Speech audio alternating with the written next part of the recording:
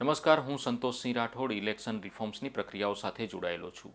ગુજરાતના રાજ્ય ચૂંટણી આયોગ દ્વારા હાલમાં ગુજરાતમાં સ્થાનિક સ્વરાજની ચૂંટણીઓની ઘોષણા કરવામાં આવી છે. મહાનગરપાલિકા, જિલ્લા પંચાયત અને તાલુકા પંચાયતની તમામ બેઠકો પર ગુજરાતના કરોડો મતદાતા જે સિસ્ટમ થકી, જે વ્યવસ્થાઓ થકી મતદાન કરીને પોતાના પ્રતિનિધિનું નિયુક્તિ કરવાના છે, સિલેક્શન કરવાના છે, આ સિલેક્શનની તમામ પ્રક્રિયાઓમાં નાણાકીય વ્યવહારો રાખવા માટેના નિયમોનો અભાવ છે. અને આ અભાવના કારણે કાળા નાણાંનું જોર વધી રહ્યું છે અને ધના શેઠો પોતાના નાણાંના જોરથી સમગ્ર ઇલેક્શનને પોતાના કાબૂમાં કરે છે. ચૂંટણી લડતા ઉમેદવારોના ચૂંટણી ખર્ચ નિભાવવા માટેના અલગથી બેંક એકાઉન્ટ ખોલવા માટેનો કોઈ જ નિયમ નથી. તમામ ઉમેદવારો રોકડમાં ખર્ચ કરે છે. પાર્ટી પણ પોતાનું જે ફંડ, ચૂંટણી ફંડ જે ઉમેદવારોને આપે છે તે રોકડમાં જ આપે છે અને આ તમામના કારણે કાળા નાણાંનું જોર વધે છે. 192 કોર્પોરેટરો મહાનગરપાલિકામાં જે ખર્ચ કરે છે તે ખર્ચ વિધાનસભાના 16 ઉમેદવારોના ખર્ચ કરતાં 3.5 ગણો વધારે છે અને લોકસભાના સરખામણીમાં આ ખર્ચ 9 ગણો જેટલો વધારે છે. ઉમેદવારો પાસેથી ફોર્મ ભરાવતી વખતે ઉમેદવારના પોતાના સોશિયલ મીડિયા એકાઉન્ટ્સની જાણકારી લેવામાં આવતી નથી. 21મી સદીમાં ટ્વિટર, યુટ્યુબ, ફેસબુક વગેરેના માધ્યમો દ્વારા પોતાના ચૂંટણી પ્રચારમાં આ તમામ માધ્યમોનો વધુને વધુ ઉપયોગ કરે છે. પરંતુ તેના સોશિયલ મીડિયા એકાઉન્ટ્સની માહિતી રાજ્ય ચૂંટણી આયોગ પાસે ન હોવાના કારણે ઉમેદવાર પોતે આ પ્રચાર પ્રસાર માટે કેટલો ખર્ચ કરી રહ્યો છે તે પણ જાણવા મળતું નથી.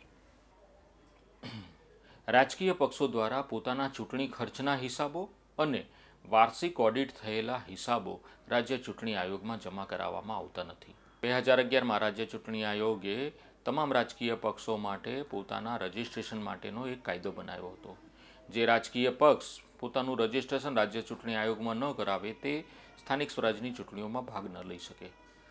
રજિસ્ટ્રેશનની સાથે સાથે તમામ પક્ષોએ પોતાના ચૂંટણી ખર્ચના હિસાબો અને દર વર્ષ ઓડિટ થયેલા વાર્ષિક હિસાબો રાજ્ય ચૂંટણી આયોગમાં જમા કરાવવાના ફરજિયાત હતા. જે પક્ષોએ પોતાના રજિસ્ટ્રેશનથી લઈને આજની તારીખ સુધી એટલે કે 2026 સુધી પોતાના ચૂંટણી ખર્ચના હિસાબો નથી આપ્યા તેની માહિતી આરટીઆઈમાં મળી છે તેવા પક્ષોના નામ છે Bharatiya Janata party, BSP, NCP અને સમાજવાદી પાર્ટી.